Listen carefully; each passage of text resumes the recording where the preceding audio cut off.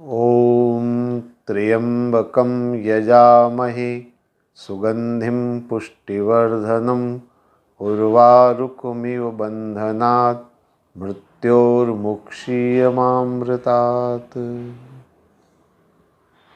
आइए शिव महापुराण की चर्चा हम प्रारंभ करें। इससे पूर्व मैंने आपसे निवेदन किया था, भगवान शिव का ज्योतिर्मय लिंग प्रकट और उस प्रागट्य दिवस को ही शिवरात्रि के रूप में मनाया जाता है। भगवान ब्रह्मा और भगवान विष्णु भगवान शिव के लिंग का थाह पाने का प्रयास करते हैं और लिंग आत्म स्वरूप है, यानी आत्म तत्व का थाह पाना चाहते हैं। उसमें भगवान नारायण विनम्रता के आधार पर सफल हुए। इस सारी बातों पर हमने चर्चा पिछले सत्र में करी थी। आइए अब हम आगे बढ़ें, एक और छोटी सी कथा को लेकर के हम भगवान शिव के चरित्र को समझने का प्रयास करें। एक छोटी सी कथा का वर्णन है। कंपिल नगर में यज्ञदत्त नाम का एक व्यक्ति रहता था। उसके एक पुत्र था जिसका नाम था गुणनिधि। नाम तो बहुत बढ़िया था और अक्सर ऐसा देखने में आता है, नाम तो हम बढ़िया रख लेते हैं लेकिन नाम के अनुरूप कभी कभी आचरण देखने को नहीं मिलता है। नाम कौन खराब रखता है, नाम तो सब अच्छे ही रखते। नाम बहादुर सिंह रखेंगे, चाहे भले वो चूहे से रात में डरकर भाग जाए। नाम रखेंगे मुलायम, दयाराम, और दया बिल्कुल भी नहीं, पास में जाते हुए मच्छर को भी मार डाले। ऐसा अक्सर हो जाता है। नाम विद्याधर, बुद्धि प्रकाश, ज्ञानचंद, और एक एक क्लास में 3-3 साल चल रहे, तो ऐसा हो जाता है। नाम इसका गुण निधि था, लेकिन गलत संगति में पड़ने कारण सारे अवगुण इसके जीवन में आ गए।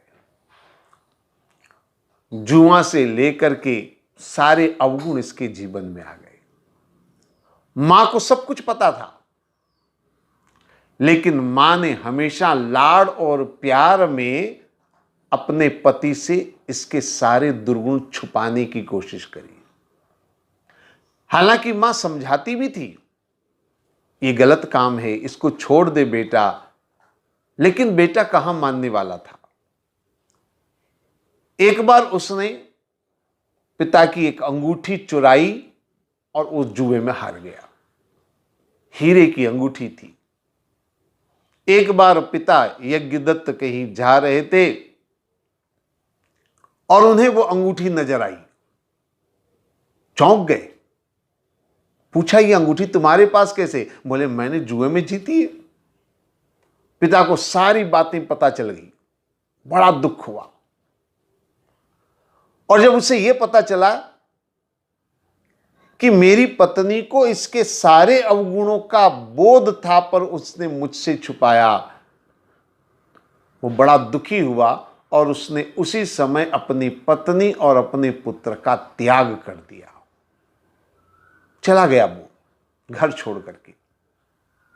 अब इस बेटे ने, जिसका नाम गुणनिधि था, कभी कुछ काम नहीं किया, बस केवल अपने शौक और अपनी अय्याशी में पैसा व्यर्थ लुटाया था। सारा पैसा भी चला गया, कमाना आता नहीं था, पैसा पास में एक भी नहीं। 2 दिन से कुछ भी खाने को नहीं मिला, भूखों मर रहा था।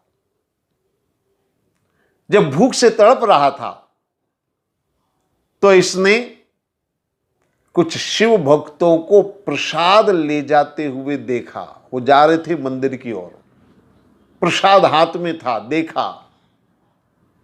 भूखे आदमी को इससे ज्यादा कुछ दिखाई भी नहीं देगा। उसने प्रसाद को देखा तो सोचा, चलो इसी के पीछे पीछे चल पड़ते हैं, प्रसाद तो मिलेगा कम से कम, और कुछ तो मिलेगा नहीं। वो पीछे पीछे चल पड़ा। भक्त लोग शिवालय में चले गए, भगवान को जो है वो प्रसाद चढ़ा दिया। अब जब बटेगा तभी तो मिलेगा। ये वहीं पर बैठ गया मंदिर में, शिवालय के अंदर, कि कब प्रसाद बटे और कब मुझे मिले।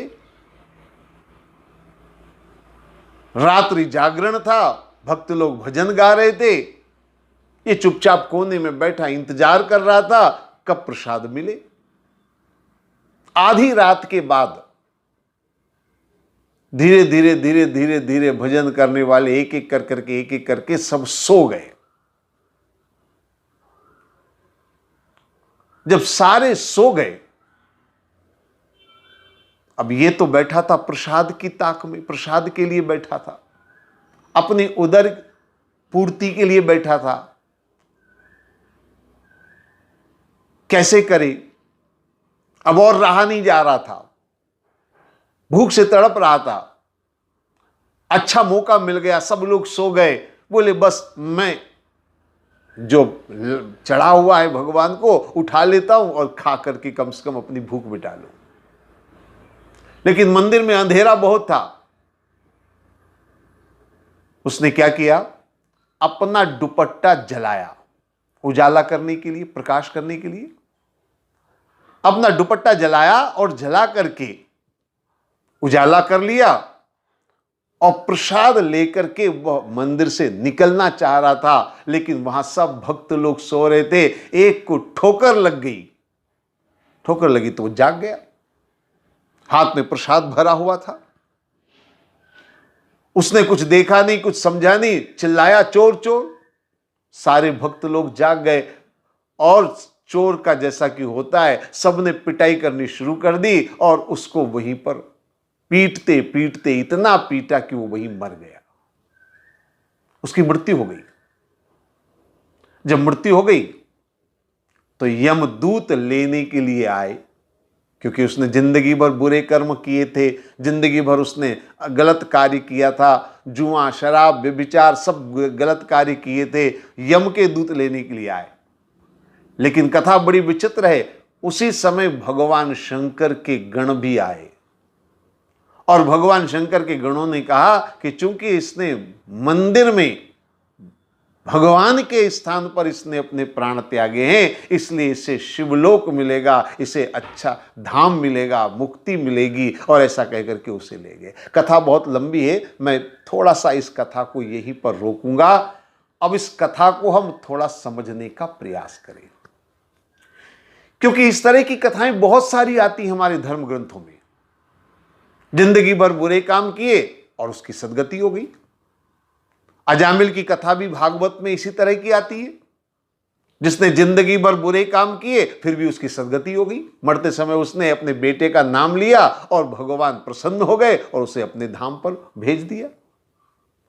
इन सब कथाओं को सुन करके कई बार नई पीढ़ी के मन में विचार आता है, मन में एक प्रश्न खड़ा होता है कि ये क्या है, जिंदगी भर बुरे कर्म करने वाला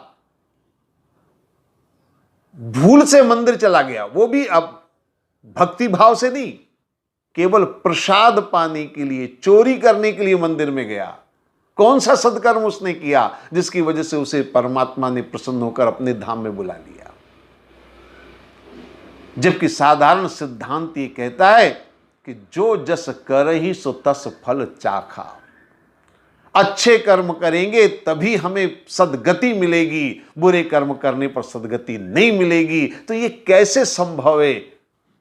ऐसे सवाल मन में उत्पन्न होते हैं। आइए एक एक शब्द को, एक एक बात को थोड़ा हम समझने का प्रयास करें, आध्यात्मिक दृष्टि से चिंतन मनन करने का प्रयास करें, तभी हम इस कथा को, इस प्रसंग को समझ पाएंगे।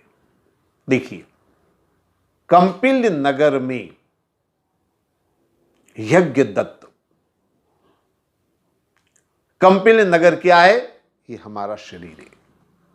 अध्यात्म को समझना है तो स्वयं को समझना होगा, और इसीलिए हमारे धर्म ग्रंथों में ऋषियों ने कहा है ये शरीर क्या है, बोले एक नगर है, अष्टाचक्र नवद्वारा देवा नाम पुर अयोध्या। पुर माने नगर, ये हमारा शरीर एक नगर की तरह से।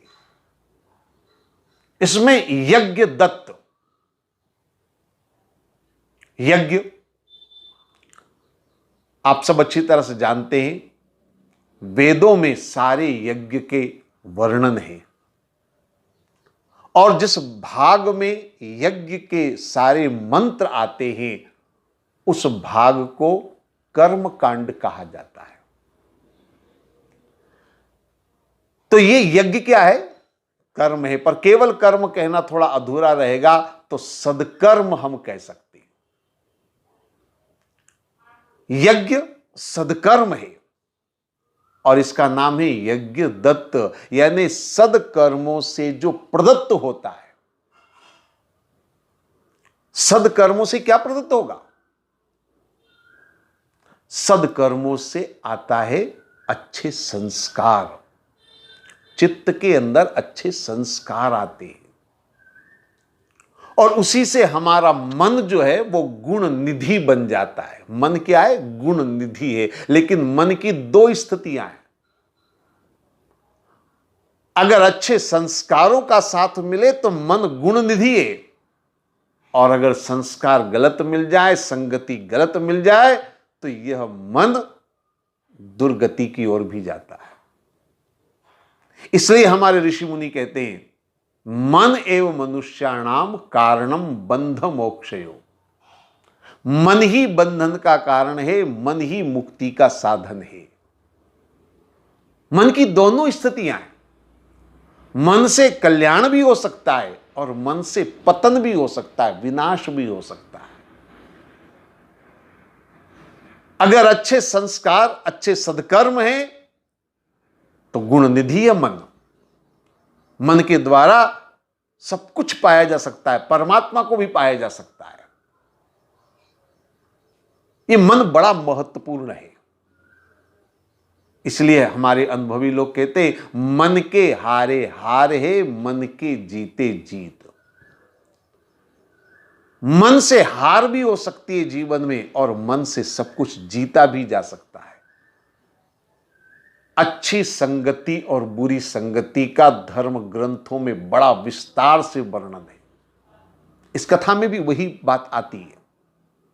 ये गलत संगति में पड़ गया, संगति का प्रभाव जीवन पर बहुत गहरा पड़ता है।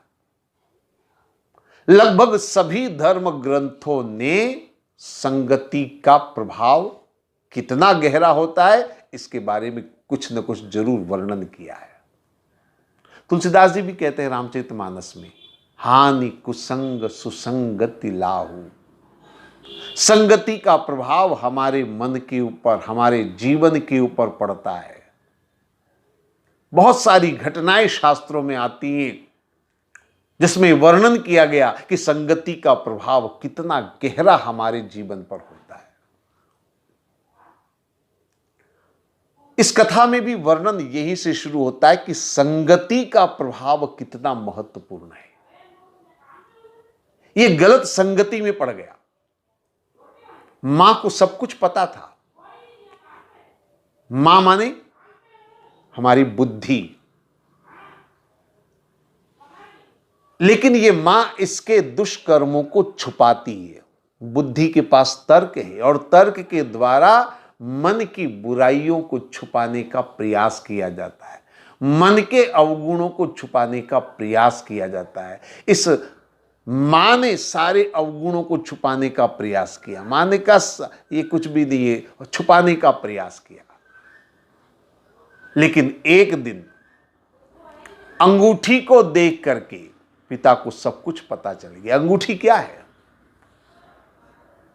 चित्त के संस्कार जब कभी न कभी सामने आते हैं तो सारी चीजें पता चल जाती है। संस्कार किसी भी तरह से जाग सकते हैं। जरूरी नहीं किसी एक घटना, एक वस्तु से ही संस्कार जागे। अंदर के संस्कार किसी भी घटना से, दुर्घटना से, दोनों तरह से जाग सकते हैं। सुखद और दुखद दोनों स्थितियों में जाग सकते संस्कार। चोट खाकर के भी आदमी के अंदर के संस्कार जागते हैं। अंगूठी को देखा, संस्कार जागे। ठीक उसी तरह से समर्थ गुरु रामदास के बारे में आपने सुना होगा। शिवाजी के गुरु समर्थ गुरु रामदास, विवाह हो रहा था। महाराष्ट्र के अंदर एक परंपरा है, विवाह के मंत्रोच्चारण के साथ साथ दूल्हा दुल्हन सावधान, ऐसा 3 बार बोला जाता है। अब जैसे ही कहा दूल्हा दुल्हन सावधान एक बार, दूसरी बार सुना, और जब तीसरी बार कहा दूल्हा दुल्हन सावधान, तो वो खड़े हो गए। किसी ने पूछा क्यों खड़े हो गए? बोले बस सावधान सावधान कर दिया मुझे सावधान, और वो उसी समय वहां से चल पड़े। तो संस्कार कहीं से किसी भी तरह से जाग सकते हैं, किसी शब्द से जाग सकते हैं, किसी वस्तु से जाग सकते हैं, किसी घटना से जाग सकते हैं। संस्कार जाग गए और उन्होंने छोड़ दिया अपने पुत्र और अपनी पत्नी को। अब इसके पास न धन है, न कमाने का कोई गुण है, ये भटक रहा था। लेकिन भटकते भटकते अब देखिए जीवन में परिवर्तन कैसे आता है। परिवर्तन किस तरह से आता है जीवन में। इसे मिल गए कुछ भक्त लोग जो जा रहे थे मंदिर की ओर, और ये उनके पीछे पीछे चल पड़ा। किसके पीछे चल पड़ा? भक्तों के पीछे चल पड़ा। हमारे संतों का कहना है कि परमात्मा को अगर पाना है तो भक्त का अनुसरण करना होगा। एक शायर ने बहुत बढ़िया बात कही है, बोले तरीका है अजब इस इश्क की मंजिल में चलने का, कदम पीछे गुजरते हैं गुजर जाता है सर पहले, और जो तू चाहता है घनश्याम की हो मुझ पर नजर पहले, तो उसके आशिकों की खाक पामे कर गुजर पहले। आशिकों की खाक पामे कर गुजर। आशिक माने भक्तों के पद चिन्हों पर चलना होगा। अगर राम को पाना है तो भक्त हनुमान के चरण पकड़ने होंगे, तब जाकर के राम के दर्शन होंगे। राम ते अधिक राम कर दासा, इसीलिए कहा है, इसने भक्त के पद चिन्हों पर चलना शुरू कर दिया। यही से परिवर्तन का वर्णन आता है। जीवन में परिवर्तन कैसे होता है, जीवन असद मार्ग से सदमार्ग की ओर कैसे चलता है, इसने भक्त के पद चिन्हों पर चलना शुरू कर दिया। हम यूं कह सकते हैं कि भक्ति मार्ग पर इसके कदम चल पड़े, भक्ति मार्ग की ओर चल पड़ा। इसलिए पहुंचा कहां पर? मंदिर। लेकिन केवल भक्त के पद चिन्हों पर चलने मात्र से कल्याण नहीं हो जाएगा। ये तो शुरुआत है। इतना कर लेने से कोई आत्मकल्याण नहीं हो जाएगा। केवल मंदिर चले जाने से आत्मकल्याण नहीं होगा। आगे कथा बहती है कि वो चुपचाप शिवालय में बैठा हुआ था। धीरे धीरे धीरे धीरे सारे लोग सो गए। बड़ा अद्भुत वर्णन, बड़ा विचित्र वर्णन। मंदिर में गए भक्त लोग और सो गए। मंदिर को सोने की जगह? ये निद्रा क्या है? और सोने वाले कौन हो सकते हैं? और किस तरह की निद्रा हो सकती है? मैं जहां तक समझता हूं, ये मोह निशा सब सोवन हारा। मोह निद्रा में सब सो गए। तब इसने उठ करके क्या किया? अपना दुपट्टा जलाया, दीपक से दुपट्टा जलाया। अब ये दुपट्टा जलाना क्या है? ज्ञान के दीप से। ज्योत क्या है? ज्ञान की ज्योत।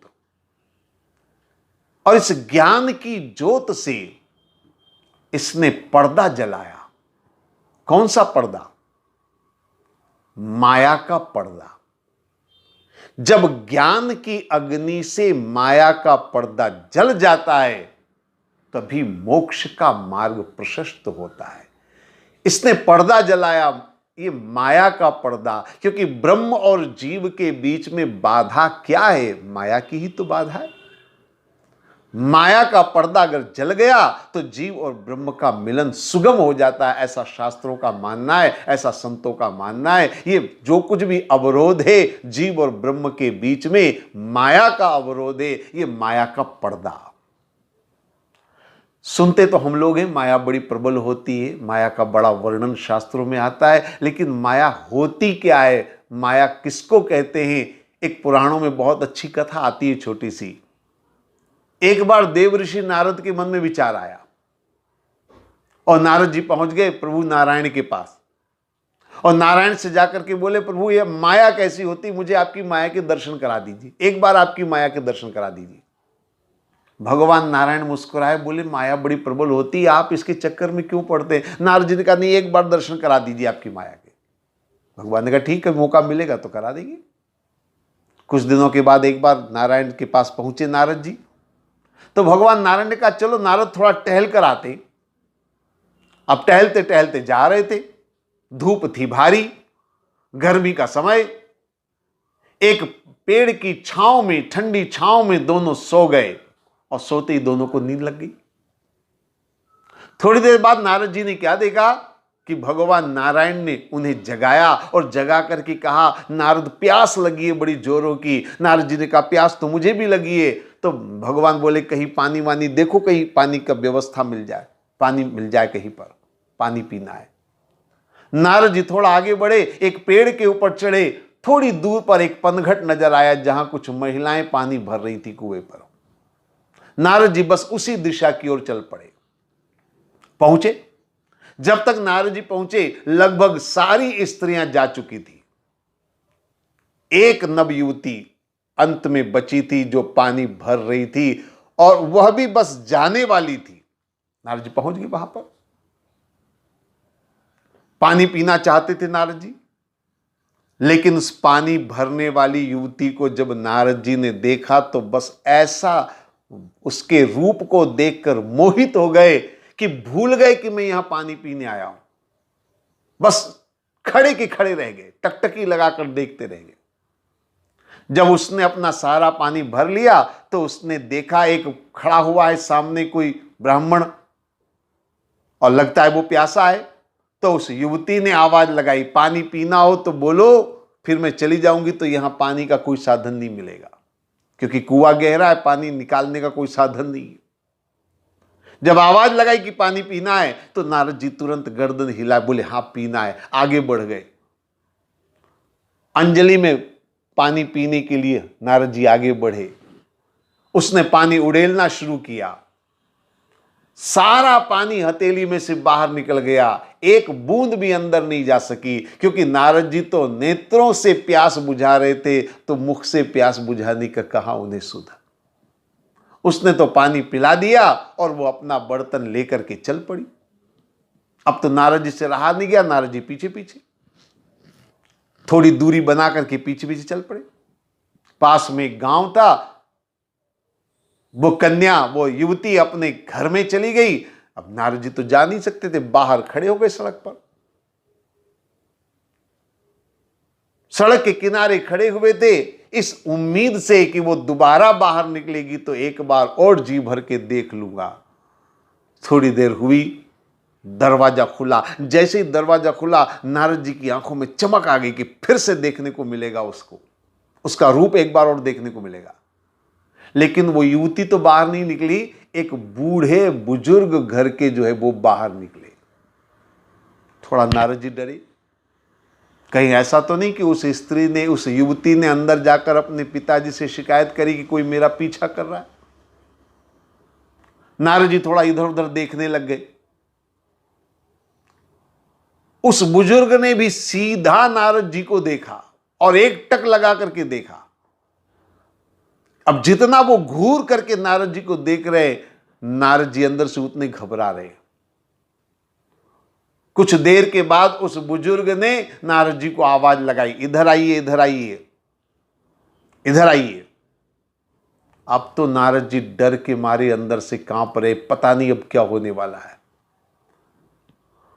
उस बुजुर्ग ने नारद जी को अपने पास बुलाकर कहा, अंदर आइए, अंदर बैठकर कुछ बातें करेंगे।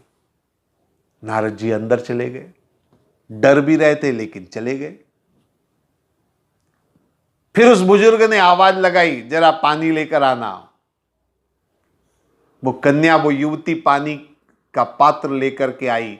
बुजुर्ग ने बड़े विनम्र शब्दों में कहा, लीजिए पानी पीजिए। नारद जी को बड़ा आश्चर्य हो रहा है कि ये आओ भगत मेरी क्यों हो रही। जल पी लिया,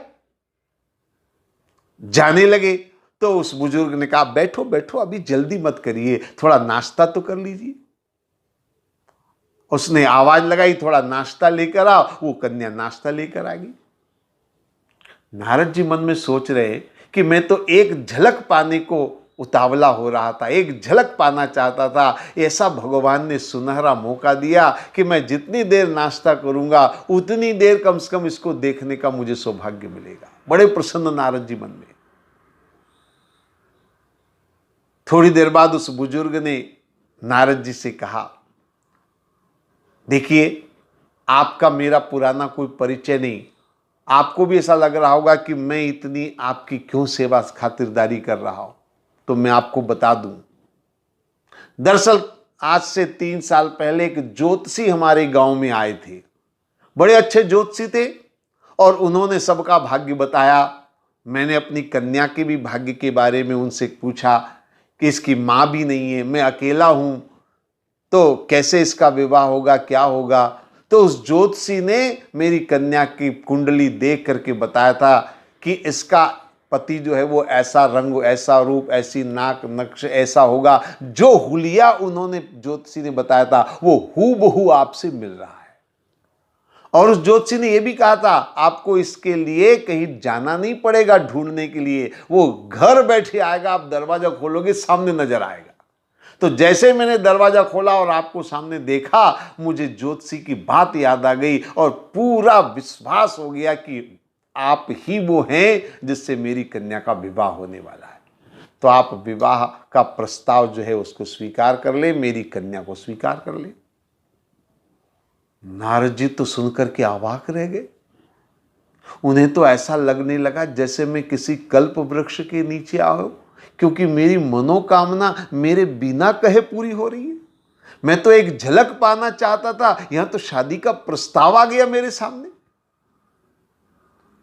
नारद जी ने कहा, अब क्या बताऊं मैं, आप बुजुर्ग हैं और आप कह रहे हैं और ज्योतिषी ने पहले से बता दिया है, तो मैं इनकार कैसे कर सकता हूं, आपकी बात कैसे टाल सकता हूं। नारद जी ने शादी की हां कर ली।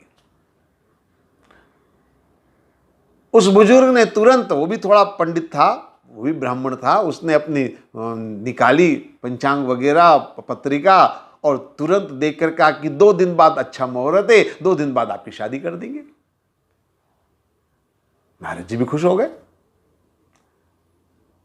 अब शादी 2 दिन बाद होने वाली है, नारद जी बड़े प्रसन्न है। लेकिन एक नारद जी को चिंता होने लगी, मैं शादी की हां तो कर बैठा, लेकिन इसे लेकर के जाऊंगा कहां, क्योंकि मेरा न तो कोई घर है, न कोई बाहर है, न कोई ठिकाना है, और क्या खिलाऊंगा, न मेरी कोई गृहस्थी है। ये सोच रहे थे और इतने में कन्या के पिता ने नारद जी से हाथ जोड़ कहा कि एक बात और आपसे करनी है, मेरी इकलौती संतान है, मेरी पत्नी भी स्वर्गवासी हो गई है, घर में कोई नहीं है, अगर ये आपके साथ चली जाएगी तो मुझे कौन संभालेगा, मुझ बूढ़े का की देखभाल कौन करेगा, तो शादी के बाद अगर आप यहीं रह जाएं तो बहुत बढ़िया होगा। नारद जी तो और मन में खुश हो गए। नारद जी का सारी समस्या का ही समाधान हो गया। इसने तो मुझे खुद कह दिया यहाँ रहने को। नारद जी कह दिया, हाँ हाँ आपकी सेवा करना मेरा भी धर्म है, मेरा भी कर्तव्य है, इसलिए मैं कहीं नहीं जाऊंगा, आपकी सेवा करूंगा। शादी हो गई, नारद जी वहीं रहने लग गए, जमी जमाई गृहस्थी मिल गई, और क्या चाहिए। 2 4 6 महीने निकल गए। उसके बाद कन्या के पिता ने कहा, चलिए अपनी खेती बाड़ी है, आप भी चलिए, थोड़ा देखो संभालो, आप भी खेती बाड़ी आगे पीछे सब आपको ही संभालनी है। तो धीरे धीरे नारद जी को खेती बाड़ी का काम संभालने सिखाने लग गए। फिर नारद जी के घर में एक संतान पैदा हुई। कन्या के पिता बुजुर्ग थे, एक दिन वो चल बसे। अब तो गृहस्थी का सारा बोझ नारद जी पर आ गया। इधर नारद जी की एक के बाद एक के बाद एक के बाद 4 से संतानें पैदा हो गई। अब नारद जी की दिनचर्या क्या थी? सुबह उठना, अपने सब बाल गोपालों को लेकर नदी किनारे, पास में नदी थी गांव के पास में, वहां ले जाना, सबको स्नान कराना, उनको घर छोड़ना, फिर खेत में जाना। इधर धर्मपत्नी भी भोजन वगैरह बना करके खेत पर पहुंच जाती थी बच्चों को लेकर के, वहीं खेती बाड़ी का काम करते थे, शाम को घर आते थे। ये दिनचर्या होने लग गई। एक दिन उस नदी में बाढ़ आई, जो गांव के बाहर बहती थी नदी, उसमें बाढ़ आई, और बाढ़ का पानी इतना आया कि पूरे गांव में घुस गया, पूरे गांव के अंदर पानी फैल गया। नारद जी अपनी पत्नी और बच्चों को लेकर के मकान की छत पर चले गए, लेकिन पानी बढ़ता गया और छत पर भी पानी आ गया। अब पानी का बहाव तेज था, नारद जी अपने बच्चों को जैसे तैसे संभाल रहे थे, इतने में बहाव बढ़ा और एक पानी में बच्चा बह गया। जैसे ही बच्चा बह गया, नारद जी की पत्नी रोई, अरे मेरा मुन्ना चला गया। पत्नी को रोता हुआ देखकर नारद जी ने समझाया, भगवान जितने हैं उनको संभालो, अभी रोने का समय नहीं है। पानी बढ़ता गया, दूसरा बच्चा भी बहकर चला गया, तीसरा भी चला गया, सारे बच्चे बहकर एक एक करके चले गए। जब आखिरी बच्चा बह करके गया, पत्नी फिर जोर जोर से रोने लगी, मैं लुट गई, बर्बाद हो गई, सारे बच्चे मेरे बह गए। नारद जी ने फिर पत्नी को समझाया, अपने आप को संभालो, अरे तुम और हम रहेंगे तो गृहस्थी रहेगी, अपने आप को संभालो, बच्चों की चिंता मत करो, अभी पहले अपने आप को बचाओ। लेकिन पानी का बहाव और बढ़ा और नारद जी की पत्नी भी बह गई। जब पत्नी बह गई तो नारद जी से नहीं रह गया और नारद जी जोर से चिल्लाए, मैं लुट गया, बर्बाद हो गया, सब कुछ नष्ट हो गया। और जैसे ही चिल्लाए, मैं लुट गया, बर्बाद हो गया, नारद जी की नींद खुल गई। आप तो जानते ना, वो पेड़ के नीचे भगवान के साथ सो रहे थे, और भगवान जब नींद खुली तो देखा भगवान मंद मंद मुस्कुरा रहे हैं। नारद जी समझ गए। नारद जी ने कहा, धन्य प्रभु। भगवान ने कहा, क्या बात है, और आपको सोते सोते पसीना क्यों आ रहा है? तो नारद जी ने कहा, बड़ी कृपा, जो आपने मुझे नींद में पसीना का अनुभव कराया, जागते हुए नहीं कराया। तो ये माया बड़ी प्रबल होती है, ऐसा शास्त्रों में कई जगह वर्णन आता है। इसने क्या किया? ज्ञान की अग्नि से माया का पर्दा जलाया और ठोकर मारी। ठोकर मारा, इन्हें ठुकराना। किसको ठुकराया? मोह निशा में जो सो रहे थे। और निद्रा में कौन सोता है? जो आलसी होता है, प्रमादी होता है। आलस्य और प्रमाद को त्याग करके ज्ञान का दीप जलाया और इसने माया का पर्दा जलाया। ये ज्ञान की साधना इसने करी, इसीलिए इसकी मुक्ति हुई, इसीलिए भगवान शंकर के शिवलोक में इसे जाने का मौका मिला। कथा तो आगे भी है, पर अभी इतना समय नहीं, इसलिए आगे की कथा दूसरे सत्र में हम करेंगे। ओम सर्वे भवन्तु सुखिना, सर्वे सन्तु निरामया, सर्वे भद्राणि पश्यन्तु, माँ कश्चित् दुःख भाग् भवेत्। ओम शांति शांति शांति।